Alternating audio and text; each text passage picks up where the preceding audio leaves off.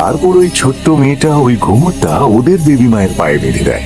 এটা জানার পর রাজা ভীষণ রেগে যায়। সেই রাগে রাজা ওদের মন্দিরে আগুন লাগিয়ে দেয়।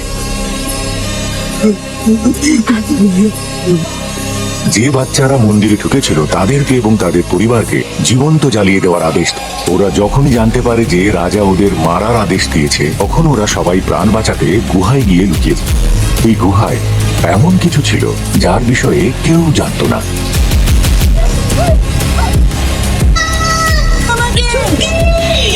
যখন ওই ছোট্ট মেয়েটা গুহার বাইরে বেরিয়ে আসে, ওর সাথে একটা ঘটনা ঘটে। ও বুঝতে পারে না যে ওর সাথে কি হচ্ছে।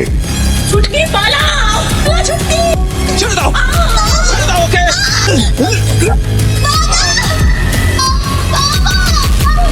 বলতো তুই কি আমাদের সত্যি চিনিস না? তাহলে এবার চিনে নিবি। আমার দাদা এক্ষুনি এখানে আসবে, তারপর কি হবে তুই জানিস?